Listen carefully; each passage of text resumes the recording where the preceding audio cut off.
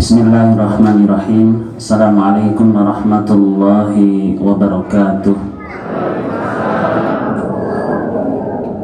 Innal hamdalillah nahmaduhu wa nasta'inuhu wa nastaghfiruh wa na'udzu billahi min syururi anfusina wa sayyiati a'malina.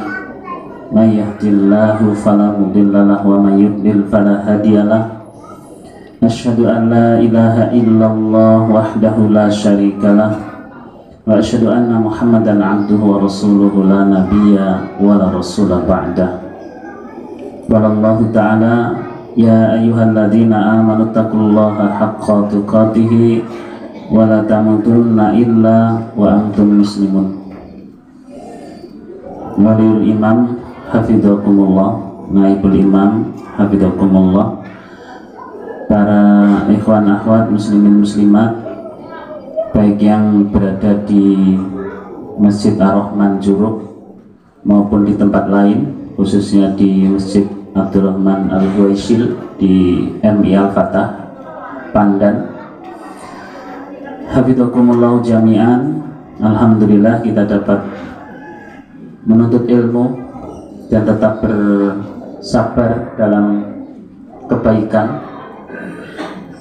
Nah, sabar itu ada tiga ya. Sabar dalam melaksanakan ketaatan, seperti ngaji gini kan harus sabar ya, duduk berjam-jam.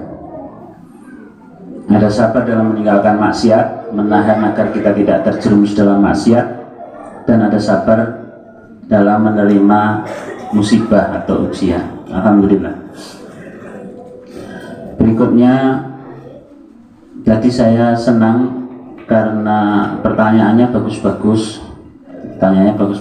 ya, menunjukkan ya para ikhwan akhwat mencintai ilmu dan ingin mendapatkan tambahan ilmu. Itu karunia dari Allah Subhanahu wa Ta'ala. Saya ingin menambahkan sedikit di buku Muhammad Sang Guru itu terdapat riwayat bahwa Nabi memasuki Masjid Nabawi. Di situ ada dua majelis. Satu majelis ilmu, sedang menuntut ilmu seperti sekarang kita ini. Yang satu majelis zikir, sedang berzikir ya. Mungkin membaca subhanallah, baca alhamdulillah, membaca tahlil dan lain sebagainya. Dua-duanya baik, kilahuma khair. Tapi Rasulullah SAW kemudian bersabda, yang terjemahnya, adapun saya memilih bergabung di majelis ilmu. Itu menunjukkan apa? Memang keperluan umat hari ini itu lebih besar kepada ilmu. Saya tidak meremehkan zikir ya, tidak, tetapi keperluan umat hari ini lebih besar kepada ilmu. Semakin banyak perhatian umat kepada taklim, maka akan semakin banyak permasalahan yang ingin ditanyakan. Kemarin Sabtu wali ya, itu saya di WA oleh Dr. As'adi, Amir Majelis Qadha, agar membantu permasalahan harta atau hak waris dari orang hilang. Nah, di situ menunjukkan apa? Berarti kita harus terus bersungguh-sungguh dalam menuntut ilmu. Pertanyaan dari umat ini makin banyak. Itu contohnya ya. Kalau orang hilang bagaimana menyelesaikannya? Sedang beliau Amir Majelis Qadha. Ya, saya coba berikan jawaban. Kalau hilangnya di daerah yang dimungkinkan bersangkutan hidup, maka ditunggu sampai yang bersangkutan usia 90 tahun. Misalnya dia hilang di usia 30 tahun, tunggulah keputusan hartanya 60 tahun lagi. Iya betul begitu. Kalau dia hilangnya di Sumatera, di Kalimantan, di Jawa, mungkin tidak dia hidup lama. Mungkin. Kecuali dia hilangnya di gurun, berapa lama dia bisa bertahan hidup di gurun, atau hilangnya di daerah pertempuran, atau hilangnya tenggelam di kapal Nenggala. langsung diputuskan mati kan itu, walaupun tidak ada bukti mayatnya. Nah, itu. Dalam kondisi normal tunggu sampai usia 90 tahun. Baik dia sebagai ahli waris maupun sebagai pemilik harta. Pewaris, apa yang memberikan waris.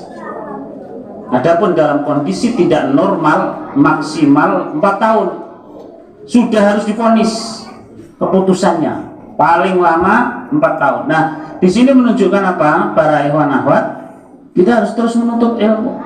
Masalah umat ini makin hari makin banyak dan harus diberikan jawaban. Maka saya senang sekali kepada putusan untuk memperbanyak majelis ilmu di Niabah Wonogiri ini. Agar apa? Agar kita nanti bisa jawab. Agar kita bisa menjawab pertanyaan-pertanyaan. Seperti tadi, izinnya ke pembicara apa ke amir majelis? Dan munculnya seperti itu kan karena ada amir majelis. Dulu kalau Rasulullah talim ada amir majelisnya enggak? Enggak ada. Jadi semua komando yang isi ya Rasulullah, yang berhak berikan izin juga Rasulullah, dan seterusnya ya langsung.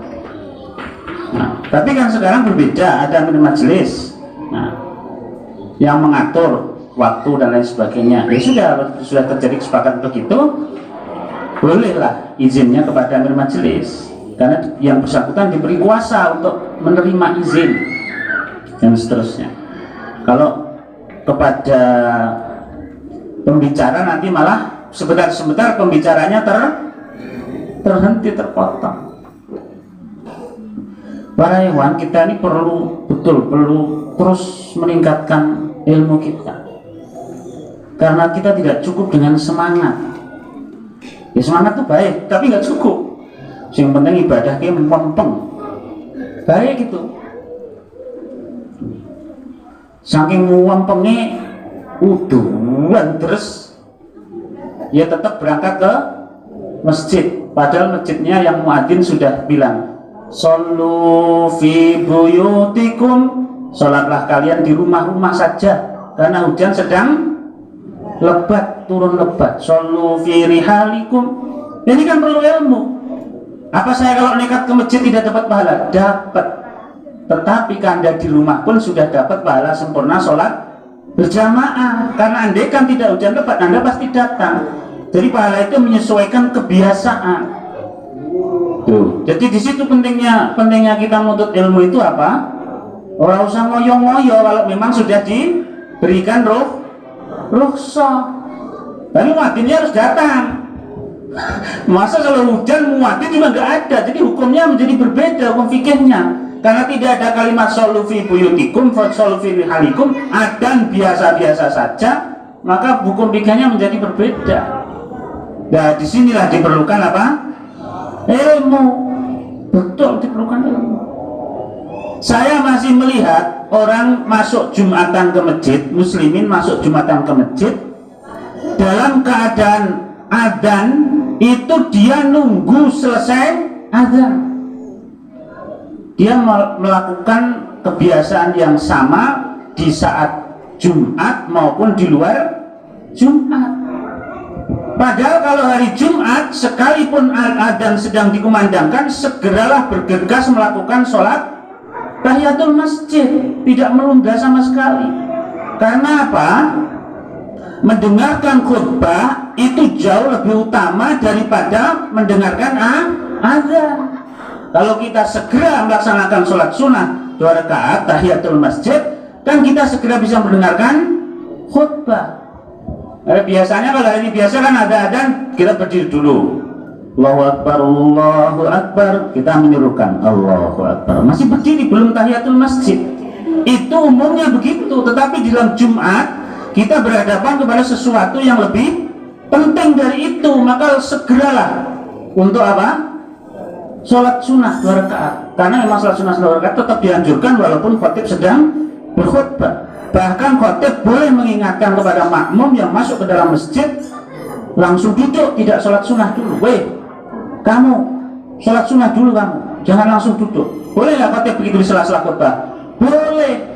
Memang hak bicara ada pada khatib, tidak ada pada makmum. Jadi di sini para hewan sederhana. Jadi kita harus memperbanyak menuntut ilmu agar kita bisa melakukan sesuatu yang lebih tepat. Sampai-sampai karena kurangnya kita menuntut ilmu, ada orang wudhu di dalam kamar mandi, di situ ada WC, baca bismillah loh. Ini sederhana kan? Boleh nggak itu secara hukum fikih? Tidak boleh. Rasulullah saja masuk ke kamar mandi, masuk ke WC, melepas cincin beliau di luar karena cincin beliau bertuliskan Muhammadur Rasulullah. Malah nih dulu Bismillahirrahmanirrahim, nawaitu wudu ali rafil hadasil. Di dalam WC dia menyebut-nyebut kalimat Allah. Nah, itu kan rajin, seakan-akan itu benar. Ada hadis yang menjelaskan tentang apa? Tidak membaca bismillah itu la wudu'a liman la yaqra'u basmalah, tidak ada wudu, artinya tidak sempurna wudu yang tidak baca basmalah. Nah, kemudian dia baca basmalah dimanapun dia wudu. Ini contoh sederhana betapa kita harus banyak menuntut ilmu agar kita bisa benar, bisa tepat, dan semangat kita menjadi terarah kepada hak semangat kita. Saya tidak mengatakan semangat itu tidak baik, harus bersemangat, tapi kadang-kadang kita kurang terarah karena tidak cukupnya ilmu. Dalam yang Allah muliakan, saya nanti berapa menit? Suwe ya, 1 jam ya. Kalau kajian 1 jam ya udah nggak apa-apa. Sudah 10 menit ya, sudah 10 menit. Nah, saya menyampaikan sekarang kan musimnya COVID, kemudian banyak juga yang terkena musibah. Tadi disebutkan oleh wali, ada yang operasi tulang, kena kanker tulang, ada yang kecelakaan, ada yang mungkin ada yang kita sedang diuji sempit ekonomi kita, ya, sempit ekonomi kita, duitnya sidik, keperluannya akeh. Kalau bisa sih duitnya sidik, keperluannya sidik, itu aja biar pas. Keperluannya yang diatur ya, keperluannya diatur. Tapi kadang-kadang kenyataannya tidak begitu. Saya ingin sampaikan sebuah tema, man yuridillahu bi khairan yusib minhu. Siapa yang Allah kehendaki mendapat kebaikan, maka dia akan melalui satu masa yang namanya yusib minhu. Dia akan diuji. Kalau yang familiar di kita kan man yuridu billahu khairan yufaqihu fiddin. Siapa yang dikehendaki Allah mendapat kebaikan, dia akan difahamkan urusan agama. Itu salah satu hadis sahih. Tapi ada hadis lainnya, man yuridillahu bi khairan yusib min. Siapa yang dikehendaki Allah dapat kebaikan, maka dia akan diuji. Kita akan diberi kebaikan itu akan diuji dulu. Orang-orang yang terbaik siapa? Para nabi dan rasul. Ya, mereka adalah calon-calon penghuni surga Firdaus.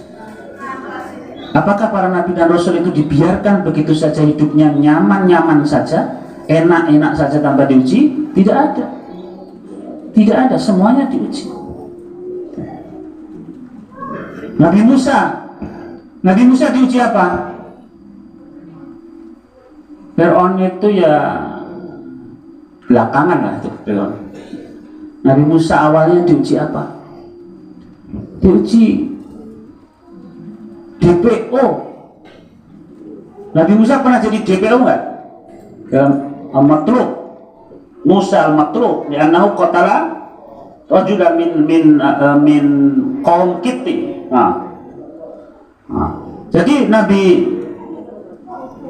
Musa itu diuji pertama jadi DPO. Karena apa? Ada orang bertengkar. Hati-hati loh kalau mendamaikan orang bertengkar. Nabi Musa itu mendamaikan orang bertengkar.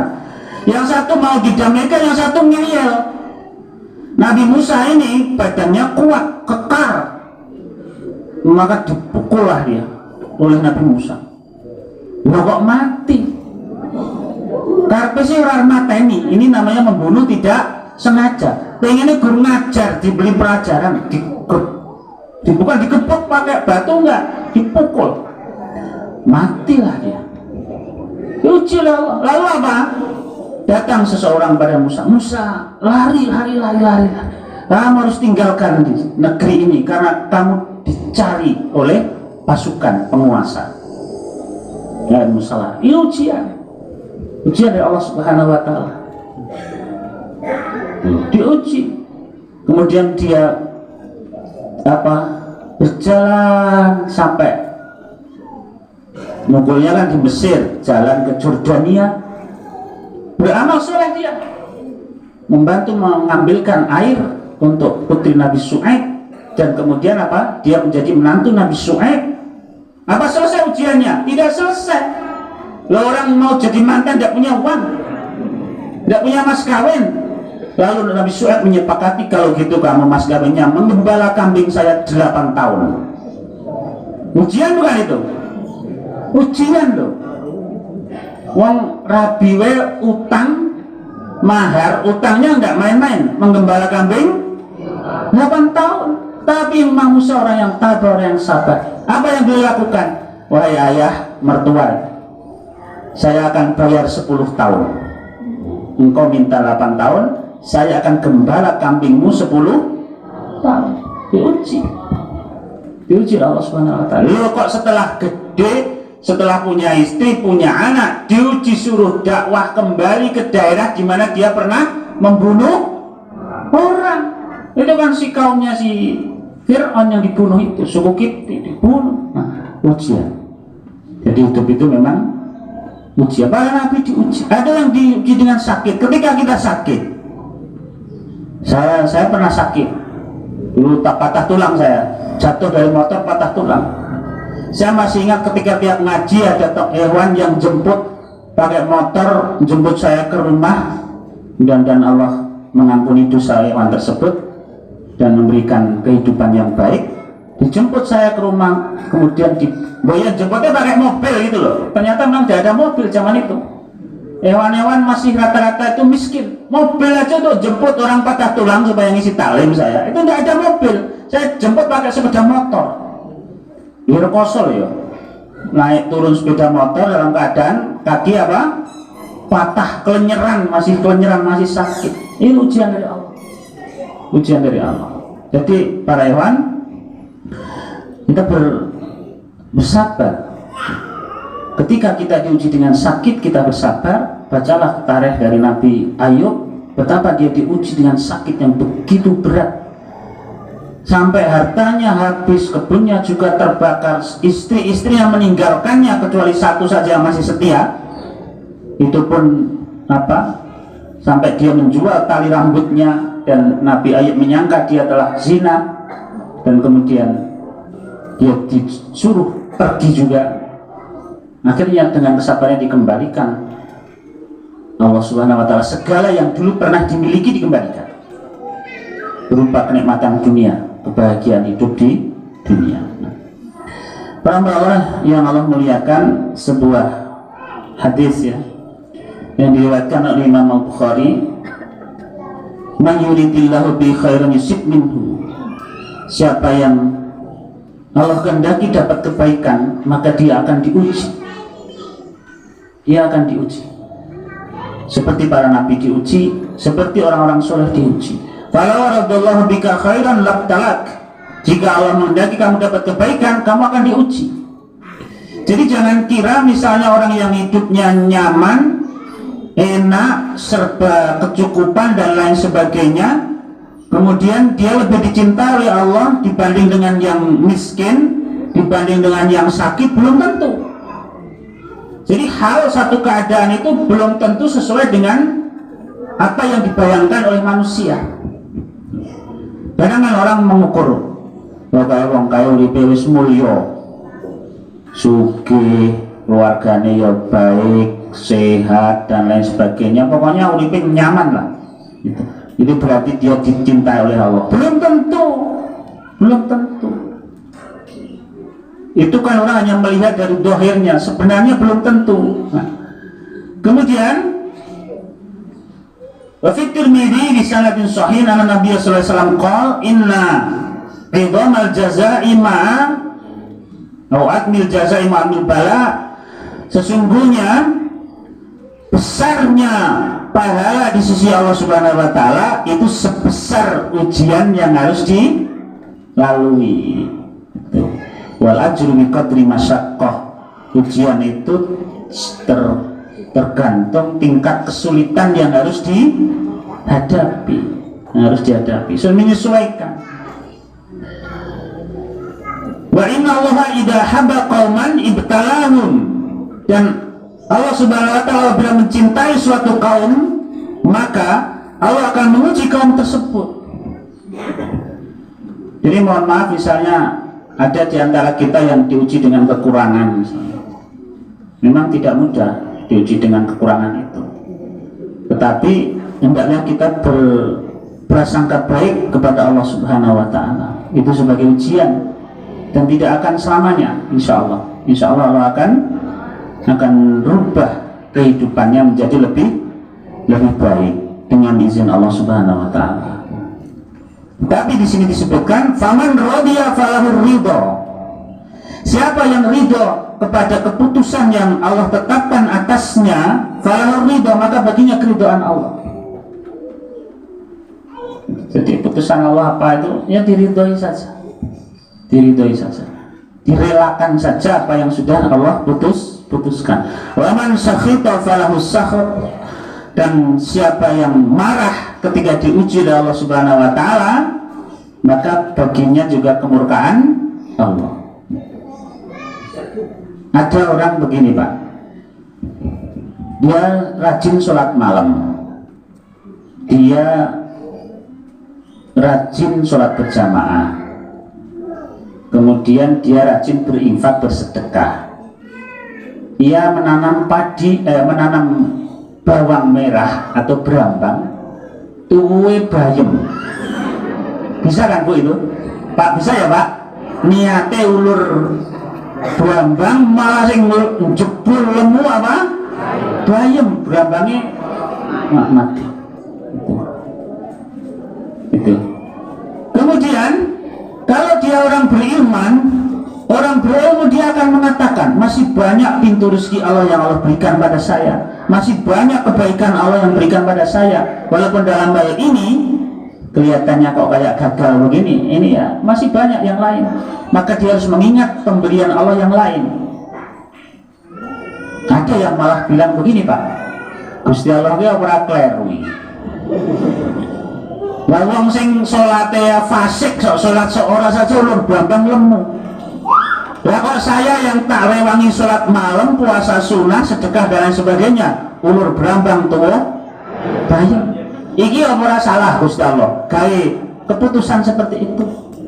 Tidak, Allah tidak pernah salah. Dia adalah Al-Haq, Zat yang maha benar. Coba perhatikan, ada orang tua saking cintanya kepada anaknya, lama anaknya nggak nangis, diganggu anaknya, ya kan? Dijiwiti dia apa? Di kowe anake sapa wae dijiwiti kok anake sapa? Kowe anake sapa? Terus kene ngetoknya aku dijiwiti, diganggu sampai kemudian anak itu marah-marah sampai nangis. Kemudian orang tua itu tersenyum.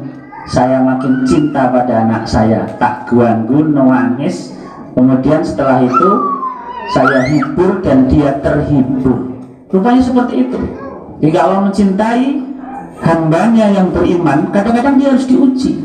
Allah ingin ketika lihat kita diuji itu sabar, kita istighfar, kita memohon pertolongan pada Allah Subhanahu wa taala, merengek-rengek pada Allah. Allah cinta secinta orang tua ketika ganggu anaknya. Bocah kok ora tau nangis iki pangurta. Jiwiti ben nangis gitu sampai begitu. Nah, kembali pada buku ini yang saya baca, saya jadikan sebagai materi. Nah, qala sallallahu alaihi wasallam di dalam hadis riwayat Tirmidzi dalam kitab Zuhud yang disahihkan oleh Albani rahimahullah, la yazalul bala'u bil mu'mini wal mu'minati fi malihi, tidak akan lepas, tidak akan pernah berhenti ujian pada seorang mukmin atau mukminat, baik itu fi malihi, pada hartanya. Dia akan diuji dengan hartanya. Dulu sebelum kita misalnya punya mobil, bayangkan yang di mobil penai orang, ternyata kosong di mobil itu, betul nggak? Kalau kita tidak apalagi orang kebiasaan orang ini, orang Indonesia, orang Jawa ini, memperlakukan mobil itu berlebihan, melecet, ditangisi. Tuh seorang mesti ditangisi, mobil melecet ditangisi, terus kebayang ini nak nyervis nih harganya mahal. Ya minta dilayani oleh kita, mobil kita itu minta dilap, minta dibersihkan ini itu dan seterusnya. Ya kalau punya pembantu, punya kacung, kalau enggak kita kerjakan sendiri. Itu bayangan kita apa? Harta itu membuat kita nyaman, belum tentu. Membuat kita capek, iya pasti. Kalau membuat kita apa? Nyaman, bahagia, belum tentu juga. Nah, orang akan diuji dengan hartanya. Maka teman baik kita, orang beriman, ketika kita bercerita tentang harta, misalnya seseorang mendapat kepercayaan untuk memegang uang dalam jumlah besar misalnya, maka sahabat baik itu akan berkata, saya pernah dinasihati oleh sahabat baik saya. Dia ketika saya minta nasihat kepadanya, saya memegang kendali uang dalam jumlah besar, dia bilang sederhana, jannatuka wa naruk, ini surgamu, tapi ini juga bisa jadi nerakamu. Semua pemegang uang itu jannatuka wa naruk, bisa jadi surgamu kalau anda bisa memegang itu dengan amal dengan sungguh-sungguh dan mendapatkan keridhaan Allah Subhanahu Wa Taala, atau jadi nerakamu kalau itu kamu salah gunakan. Jannatuka wa naruk, ujian dalam harta. Bahwa lagi ada yang diuji dengan anaknya.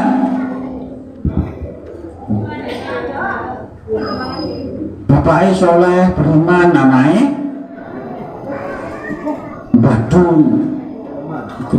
Bapaknya mangkat yang masjid, anaknya mangkat yang tongkrongan, ngegame apa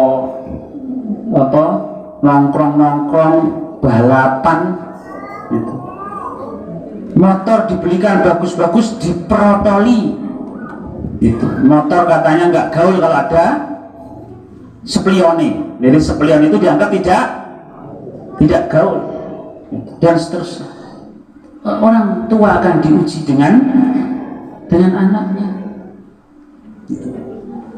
Mungkin akan diuji dengan anaknya yang sakit dia lama tidak sembuh. Mungkin akan diuji dengan anaknya yang susah dididik dan seterusnya. Itu semua ujian dari Allah Subhanahu Wa Taala. Ujian dari Allah Subhanahu Wa Taala. Kita berdoa pada Allah, Rabbi habli minas sholihin. Wahai Allah, anugerahkan kepada kami anak-anak yang soleh. Adapun kenyataannya belum sesuai dengan yang kita harapkan, maka bersabar kita, berusaha terus dan berdoa kepada Allah Subhanahu Wa Taala agar diberikan keturunan yang soleh. Bisa dengan cara yang nakal tadi jadi soleh.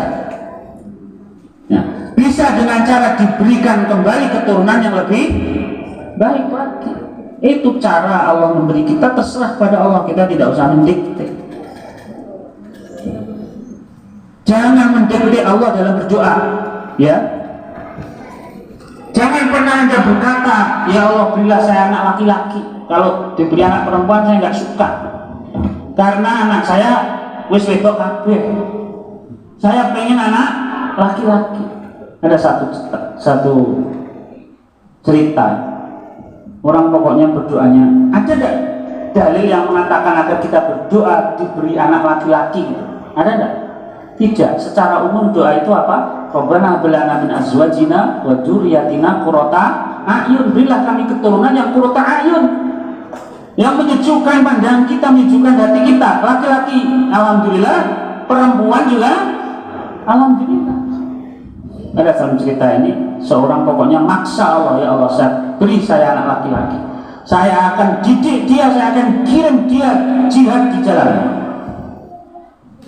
Hamil istrinya, keguguran, hamil lagi, keguguran lagi, bahkan sudah ada yang besar, keguguran mati.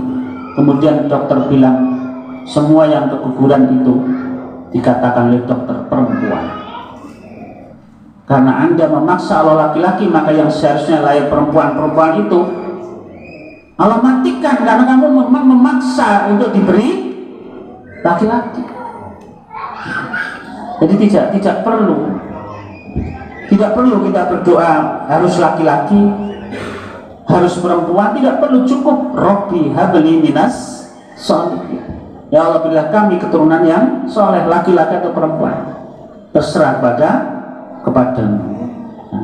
Berikutnya, wa nafsihi, dia akan diuji dengan dirinya, diri sendiri kita ini ujian bagi kita. Kita akan diuji dengan diri kita.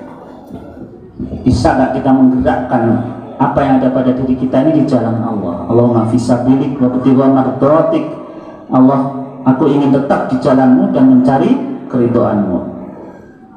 Hatta yatrukahu yamshi alal ard. Allah akan terus memuji pada mukmin dan mukminat dalam urusan hartanya, anaknya, dirinya, sampai hatta yatrukahu yamshi alal ard, Allah akan meninggalkan dia yamshi alal ard, hidup di atas permukaan bumi, wa ma alaihi min khati'ah, dan tidak ada baginya satu dosa pun. Salah satu doa yang Rasulullah ucapkan apa Pak Bu? Kalau ada orang sakit, ada orang kena musibah, apa yang beliau ucapkan? Tahurun insya Allah. Apa Pak Bu? Tahurun insya Allah. Ada yang berkeluh kesah soal sakitnya, ucapkan tahurun insya Allah. Justru Allah akan ampuni dosa-dosa kamu dengan sakit ini. Ada yang diuji dengan kemiskinan, keperluannya banyak, uangnya sedikit, tahurun insya Allah, itu ujian. Allah akan ampuni dosa-dosa kamu dengan ujian kekurangan dan seterusnya. Berikutnya, Fallahu azza wa jalla yuridu ayyan kiyahu minad dunub wal khotoya. Allah subhanahu wa ta'ala melalui ujian-ujian tersebut ingin membersihkan muslimin muslimat yang terkena ujian tersebut minad dunubi wal khotoya, dari dosa-dosa dan kesalahan-kesalahan. Berikutnya ada, ini ujian yang sangat berat dan mudah-mudahan bagi yang sabar diberikan surga. Apa ujian tersebut? Idza tuliyat abdi bi habibataihi ay bi ainihi fasabara wahtasaba lam yakun lahu jazaa indi illal jannah. Siapa yang diuji dengan dua bola matanya, bi ainihi, dengan dua matanya, dia tidak bisa melihat. Ada akhwat kita yang diuji tidak bisa melihat, dipandang itu ada, lalu dia sabara, kemudian wahtasaba, bersabar dan mengharap pahala dari Allah. Bersabar itu apa? Dia tetap beriman dan bertakwa, dia tetap sholat, dia tetap melaksanakan kewajiban-kewajiban yang Allah berikan, yang Allah bebankan. Wahtasaba, dan dia mengharap pahala dari Allah dari ujian yang dia terima. Lam yakun lahu jazaan indi ilal jannah, tidak ada balasan yang sepadan, yang pantas untuknya, yang disediakan oleh Allah di sisi Allah, kecuali surga.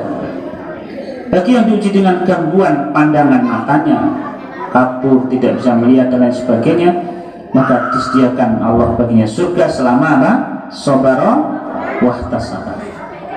Berikutnya sebuah hadis Nabi sallallahu alaihi wasallam, hadis ini riwayat Imam Bukhari dalam kitab Riqaq. Man akhadallahu safiyahu, siapa yang Allah mengambil safiyahu, sesuatu yang dicintainya, habibahu, maknanya ada sesuatu yang sangat dicintainya, ummahu, mungkin yang diambil itu ibunya. Siapa orang yang diambil Allah ibunya, artinya ibunya diwafatkan, dimatikan. Abahu, atau orang yang paling dicintai itu adalah ayahnya. Ayu wahidin yuhibbuhu fid dunya, atau siapa saja, bisa istri, bisa anak dan lain sebagainya, yang sangat dia cintai di dunia. Man akhadallahu safiyahu min ahli dunya fasabara wahtasaba lam yakul lahu jazaa indallahi ilal jannah. Tidak ada balasan kecuali surga.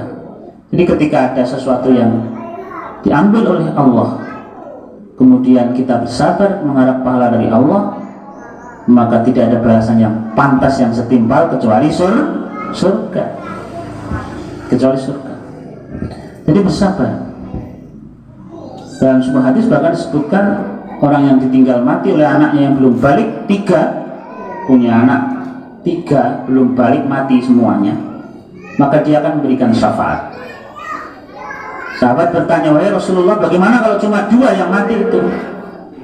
La'allah, mudah-mudahan termasuk 2. Mudah-mudahan 2 juga mendatangkan syafaat.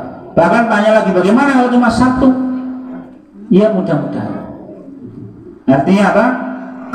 Kesabaran terhadap ujian yang Allah berikan itu mendatangkan pahala yang besar insya Allah Subhanahu wa ta'ala.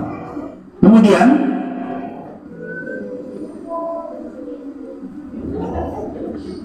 Allah Subhanahu wa ta'ala dalam riwayat Tirmidzi menjelaskan, Inna Allah azza wa jalla ya'muru malaikatahu fayaqulu idhabu waqbadu nafsa ibni abdil mu'min. Allah Subhanahu wa ta'ala, Allah azza wa jalla merintahkan pada malaikatnya, idhabu pergilah kalian, waqbadu cabutlah nafsa ibnil abdil mu'min, nyawa atau ruh dari hambaku yang beriman. Kenapa perintahnya idhabu, pergilah? Sekarang malaikat pencabut nyawa itu 1 apa grup? Pak, Bu, malaikat maut itu 1 apa grup malaikat? Banyak malaikatnya membuat grup yang namanya malaikat maut. Nah ini pentingnya ngaji. Perintahnya apa? Idhabu, pergilah kalian. Siapa? Para malaikat. Para malaikat pencabut nyawa itu jumlahnya 1 apa banyak? Banyak. Tuh lihat surat An-Nazi'at, kita kan mengkajinya, membacanya. Wan nazi'ati gharqa wan nasyitati nashta was-sabihati sabha dan seterusnya.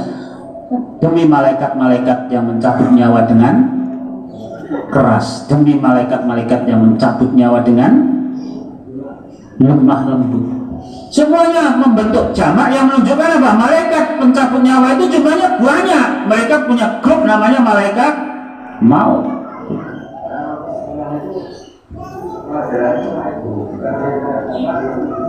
Dikira 1 gitu ya? Grup jelas itu. Saya punya buku khusus yang menjelaskan tentang malaikat-malaikat. Malaikat pencabut nyawa itu grup. Bahkan dalam satu riwayat disebutkan 3 hari seseorang sebelum dicabut nyawanya dia sudah didatangi malaikat maut, dipastikan kapan matinya dan tidak tertukar. Coba mau nyabut ibunya biru anaknya kan repot ya. Sudah diperhatikan, dilihat. Allah perintahkan saya nyabut nyawa dia, bener enggak? Dilihat. Kalau zaman sekarang dikasih foto mungkin ya, tapi itu dicocokkan, diperhatikan, bener. Usianya sekian, mukanya seperti ini, ciri-cirinya seperti ini dan seterusnya. Kemudian apa? Baru dipastikan tidak keliru. Jadi dia kerja dengan sangat teliti. Tapi ini grup. Kalau Anda bayangkan 1 malaikat, setiap hari yang mati banyak loh. Kerjanya kayak apa? Sementara malaikat itu bukan Allah. Malaikat itu kemampuannya tetap terbatas, tidak seperti Allah yang memiliki kemampuan tidak terbatas. Jadi dia grup. Malaikat yang tukang nyabuti nyawa juruk itu ya lain lah sama malaikat yang tukang nyabuti nyawa di Irak. Kalau Sokimu udah tahu kalau satu grup. Ya itu. Ada satu riwayat saya membaca itu begini. Malaikat terheran-heran karena apa? Dia harus mencabut nyawa seseorang di Irak. Sementara hari itu dia masih berada di negara lain. Ini piye karepe Allah nih? Ini orang di sini. Saya disuruh nyabut nyawanya di Irak. Fi ayyadin tamut, dalam Al-Quran disebutkan di bumi mana seorang itu akan mati, itu rahasia dari Allah, yang tahu hanya Allah Subhanahu wa ta'ala. Siapa yang tahu di antara kita akan mati di mana? Saya orang Juruk, saya pasti mati di Juruk. Mas siapa yang mati di Sumatera? Mas Saino. Fi ayyadin tamut, dia memang takdirkan meninggalnya di Sumatera, merantau ke sana terus mati. Syekh Ali Jabir matinya di mana? Nusa Tenggara ya. orang ya ulama Madinah. Itu memang dia yakin tamu di bumi mana dia akan mati, itu rahasia dari Allah Subhanahu wa taala. Rahasia dari Allah Subhanahu wa taala. Nah.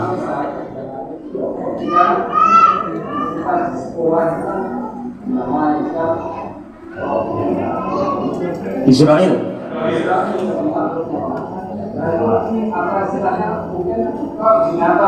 Ya, grup. Ya, pokoknya grup. Al-Quran jelas wa nasihati gharqa, hati jelas idhadu. Pergilah kalian oleh para malaikat pencabut nyawa. Nah. Dan ini tidak ada perbedaan pendapat bahwa malaikat maut itu grup, bukan nama satu malaikat. Itu grup malaikat pencabut nyawa, malaikat Israel. Saya lanjutkan. Ini kalau dipanjangkan nambah iman ya alhamdulillah. Kalau nah, berikutnya kalau nggak nambah iman nggak perlu diperpanjang. Jadi kita tak perlu memperpanjang pembahasan yang tidak menambah iman, gitu ya. Nanti kalau gitu repot, habis waktu kita. Nanti anda akan ditanya istrinya iblis siapa? Tongkatnya Nabi Musa terbuat dari kayu apa? Itu masuk dalam tafsir Ibnu Katsir, hal-hal yang tidak perlu dibahas, hanya perlu kita yakini ada, nggak perlu dibahas. Anda jawab aja, istrinya iblis siapa? Saya tidak tahu karena waktu nikah saya tidak datang. Nah, saya lanjutkan. Fayadhabu wa yarji'un. Maka malaikat itu pun ikbadu, malaikat ini mencabut nyawa ibnah, anak laki-lakinya. Fayadhabu wa yarji'un, dia datang melaksanakan tugas wa yarji'un, dan dia kembali. Kadang karena Allah saking cintanya pada seseorang mukmin yang beriman, Allah tetapkan apa? Coba cabut nyawa anaknya, dia jadi kufur apa tetap beriman? Kalau dia orang ikhlas betul, dicabut nyawa anaknya pun dia akan ikhlas, tidak akan jadi kufur, tidak akan marah-marah kepada Allah, tidak akan ngomong-ngomong kenapa yang mati gak saya aja, kenapa harus anak saya, ya saya aja yang sudah tua, anak saya berhidup. Nah itu kan mau kita, nah mau Allah berbeda. Saya lanjutkan. Suma yaqulu lahum al-haq jalla jalaluhu, kemudian berkatalah al-haq, Allah Subhanahu wa taala, kaifa wajadtum 'abdi wa huwa alam, bagaimana kamu dapati hambaku, bagaimana sifat perilaku hambaku tadi yang anaknya kamu cabut nyawanya, wa huwa alam, sedang Allah tahu. Jadi Allah ini lebih tahu, cuma dia bertanya. Itu adalah sebuah metode menjelaskan sesuatu ya. Kemudian fayaqulu wajadna yuhammiduka wa yastarji. Malaikat ini fayaquluna, rombongan malaikat maut. Bahkan di sini disebutkan untuk mencabut nyawa satu orang itu bukan kerjaan satu malaikat, tapi grup malaikat datang untuk mencabut nyawa satu orang. Benar, ini yang disebutkan dalam hadis ini adalah anak laki-laki yang dicabut, tapi yang datang banyak malah malaikat. Ini menunjukkan ketelitian dalam kerja. Dari satu pekerjaan diteliti oleh banyak orang baru dieksekusi. Ini diteliti oleh beberapa malaikat. Wajadna, kami dapati, kami malaikat-malaikat maut mendapati pada ayah orang tersebut, ayah tersebut yang anaknya dicabut nyawanya, yuhamid juga, dia mengucapkan alhamdulillah, wa yastarji, dan mengucapkan inna lillahi wa inna ilaihi raji'un. Jadi anaknya mati itu boleh mengucapkan alhamdulillah, tapi jangan tok alhamdulillah anak saya mati. Ya itu. Wa ta'adzana rabbukum la in syakartum la azidanakum. Khawatirnya kalau dia alhamdulillah tok, maka akan tambah anak yang satu matilah lagi. Kan ditambah kalau syukur ya. Syukur, nanti terus setelah itu mati lagi anak yang satu, alhamdulillah, mati lagi istrinya, alhamdulillah, mati semuanya, alhamdulillah. Tidak, kalimatnya lengkap, yuhammiduka wa yastarji, dia memujimu, mengucapkan alhamdulillah, wa yastarji, dan mengucapkan inna lillahi wa inna ilaihi raji'un. Awalu mata waladu qala alhamdulillah inna lillahi wa inna ilaihi raji'un. Fayaqulu jalla wa ala ibnu li abdi baitan fil jannah wa sammuha baital hamdi. Bangunkan, buatkan untuk hambaku yang anaknya aku cabut nyawanya sebuah rumah di surga, wa sammuha, dan berilah nama rumah tersebut baital hamdi, namanya Baitul Hamdi, rumah pujian.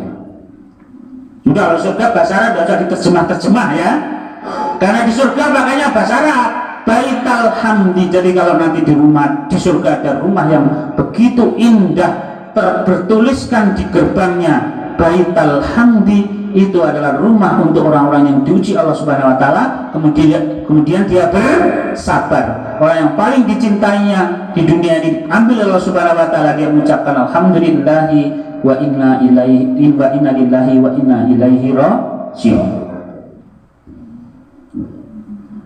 Ya, mudah-mudahan hidup gitu, adapun mati ya sabar. Baitul Hamdi namanya. Dan di surga ada royan, ada surga namanya sholat, sedekah, zakat, ada Baitul Hamdi khusus untuk orang yang sabar. Nah, dalam bawah Allah muliakan,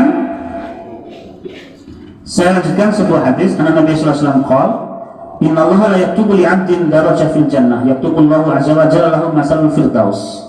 Yaktubu li 'abdin darajah fil jannah." Allah Subhanahu wa taala akan mencatat kepada seorang hamba tentang derajatnya di surga.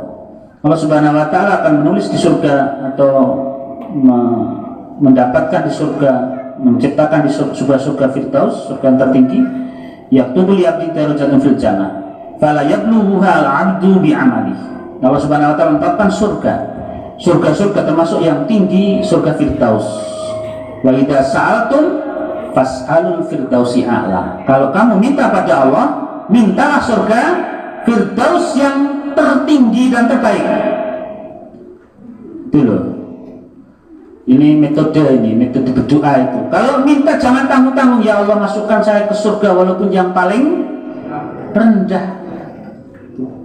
Ada wong jaluk kok apa? Ngeprestimen. Dan jaluk anak pada orang tua, Pak, tolong saya berikan Toyota Fortuner ya Pak. Gitu loh jaluk.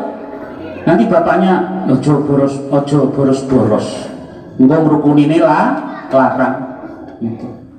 Iku oline 7 liter itu. Iya Mas ya. Iya. Nek ganti oline 7 liter nek pajekan 8 juta. Kowe arep ngoni kaya ngono wis Avanza ya le. Nah, kalau jaluke dhuwur, maka Anda dibelikan Avanza.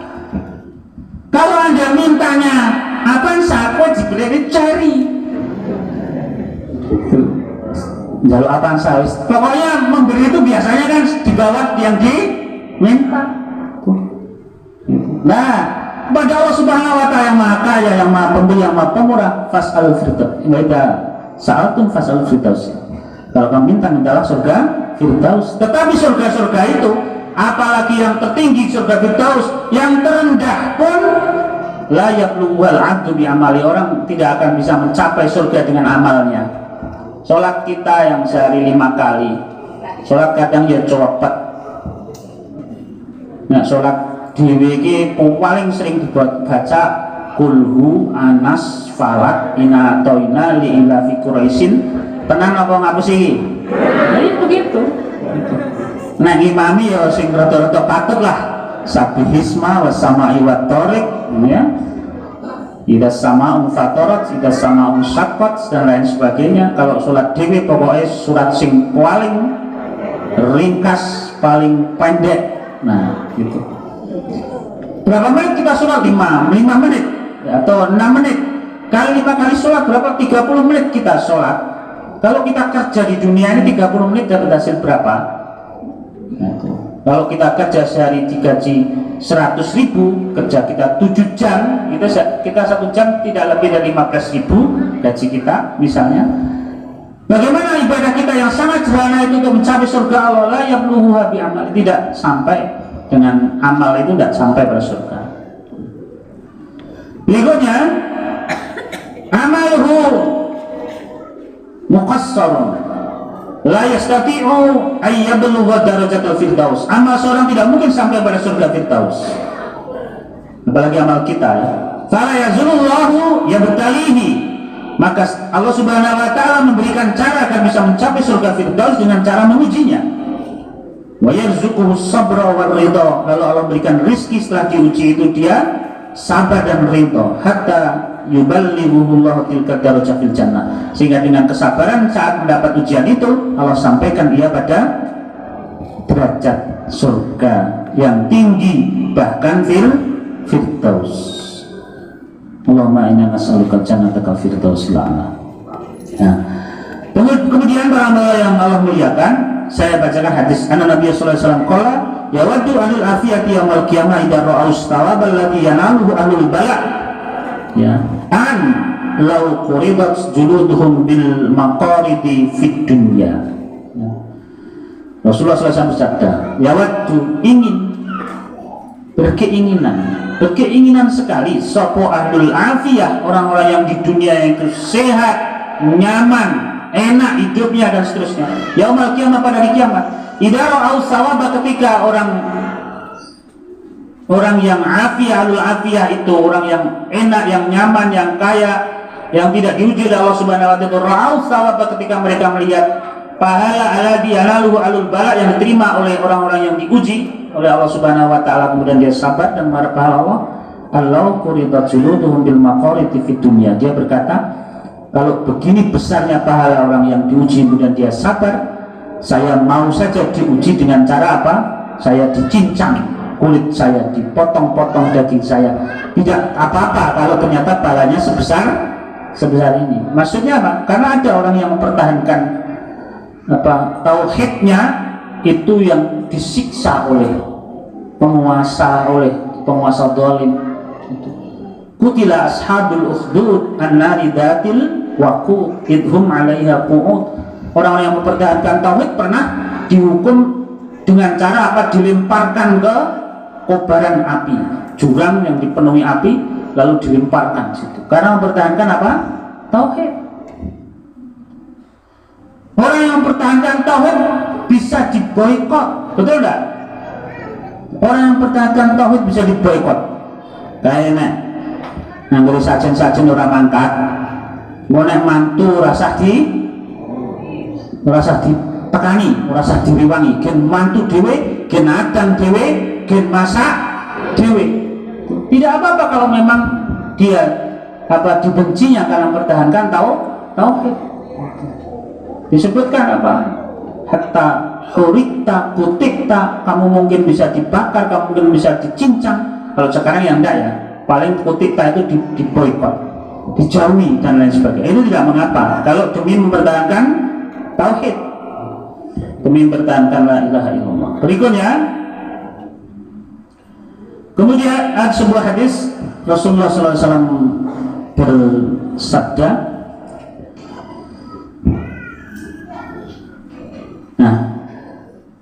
orang-orang fakir itu yadkhulul fuqara'ul mu'minin al-jannata qabla al-aghniya al-mu'minin bi nisfi yaum. Berapa nisfi yaum? Bi khamsami'ati sanah. Wa inna yawman 'inda rabbika ka alfi sanatin mimma ta'udun. Orang-orang fakir dari mukmin dia akan mendahului masuk surga setengah hari dibanding orang-orang kaya dari mukmin. Saya ini tidak mengatakan kaya nggak penting, enggak ya, berarti mending kiri kabeh, bukan begitu ya. Bacaan hati jangan dimaknai satu sisi saja. Nah, berapa jarak lamanya? Yadkhul fuqara mu'min qabla al-aghniya bi nisfi yaum. Orang-orang fakir itu masuk surga setengah hari lebih dulu dari orang kaya. Kenapa orang kaya terhambat setengah hari? Karena dia harus mempertanggungjawabkan dari mana harta itu diperoleh dan kemana harta itu dibelanjakan. Nah, duitnya soyokah triliunan misalnya, pertanyaannya juga lama, pertanggungjawabnya juga dari mana kamu dapat, sudah halal, dari dapat sumber halal, kemana kamu belanjakan, belanja pada jalanmu ya Allah, terus yang ini, yang itu dan suka terus. Setengah hari, nggak lama, tetapi dalam Al-Quran disebutkan dalam surah Al-Hajj ayat 47, wa inna yawman 'inda rabbika ka alfi sanatin mimma ta'udun. Sesungguhnya satu hari di sisi Rabbmu itu sebanding dengan 1000 tahun dunia. Memang satu hari di akhirat itu 1000 tahun dunia. Jadi selisihnya 500 tahun. Ini bukan meninggikan orang fakir kemudian merendahkan orang kaya, tidak. Ada hadis lain, la hasada illa fisnain, jangan iri kecuali pada dua orang. Satu pada siapa? Alladzina, pada ahlul Quran, alladzina lahul Quran, ahlul Quran wa huwa yaqra'uhu ana al-laili wa atrafan nahar. Irilah kepada orang yang ahli Quran kemudian siang malam dia baca Quran. Di rumah kita punya anak siang malam baca Quran, sehari dia baca 5 juz, 4 juz. Senang enggak kira-kira kita di rumah kita ada anak kita yang rajin baca Quran? Senang, menyejukkan hati. Puyeng kalau anak kita TV, setelah TV pindah ke kamar HP. Ojo ndelok TV terus nduk, nggih, ngalih dikira nek terus belajar. Ternyata sampai kamar pegang HP. Setelah itu kecapean tidur, lupa tidak sholat dan seterusnya. Sedih lah kalau anak kita seperti itu. Nah, kita seperti itu. Nah, Allah yang Allah muliakan di sini menunjukkan pada lahzatul bisnain. Yang pertama tadi apa? Orang kaya, orang ahli Quran baca siang. Yang kedua orang kaya. Kita boleh iri kepada orang kaya, tetapi ya yunfiku amwalahu ana al-lail wa tarfanaha. Siang malam dia berinfak di jalan Allah. Jalan Allah itu banyak.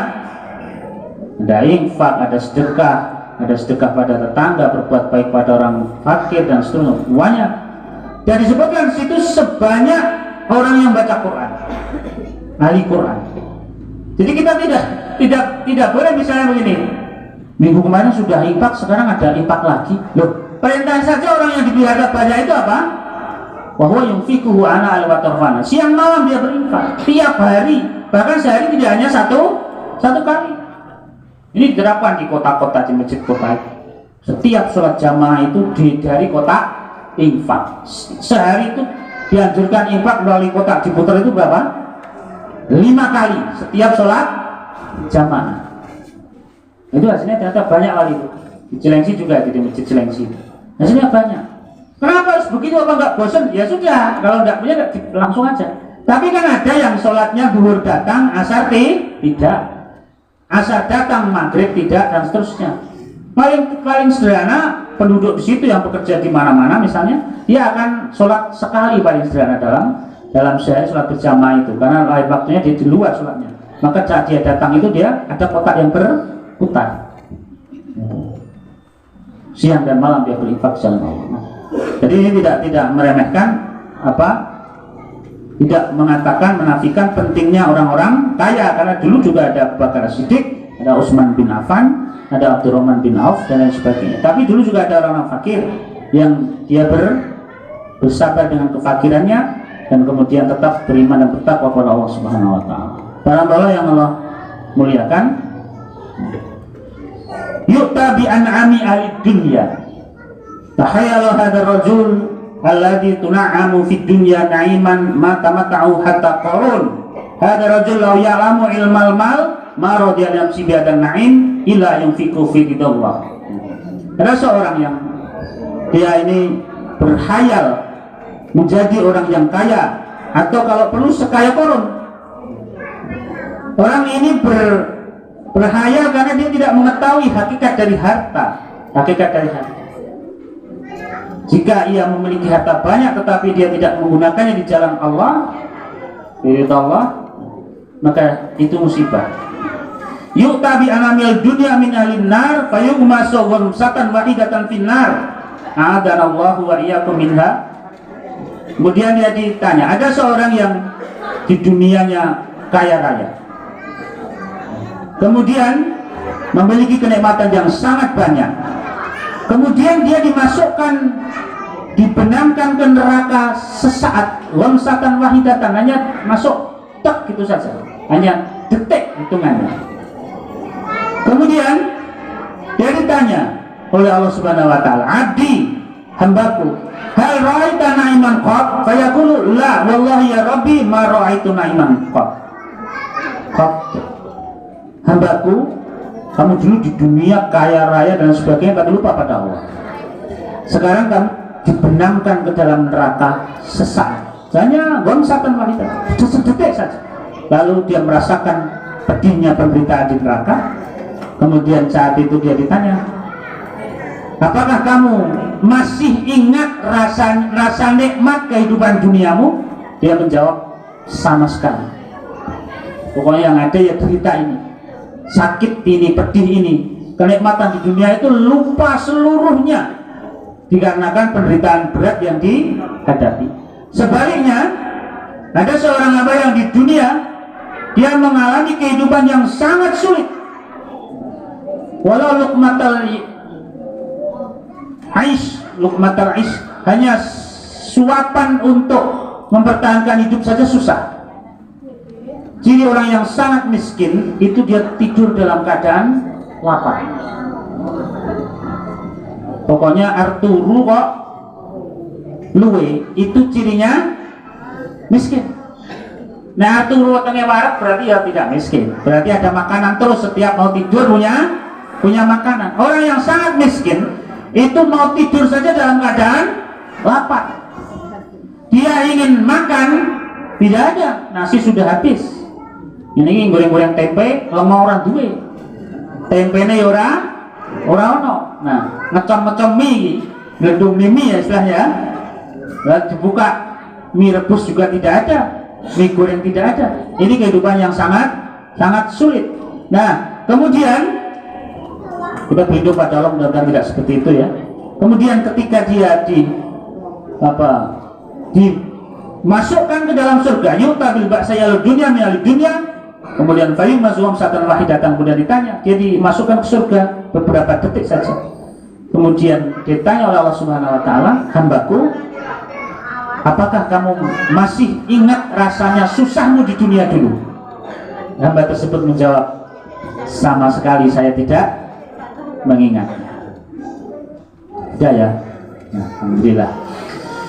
Ini sementara ini bagaimanapun keadaan kita harus tetap bersabar sambil mengharap pahala dari Allah Subhanahu wa taala. Yang sedang sakit, yang sedang diuji, ujian macam-macam, yang kehilangan suatu yang dicintai dan seterusnya, Allah Subhanahu wa taala akan mengampuni dosa kita melalui ujian-ujian yang kita terima. Tetap sabar dan mencari pahala dari Allah Subhanahu wa taala. Assalamualaikum warahmatullahi wabarakatuh.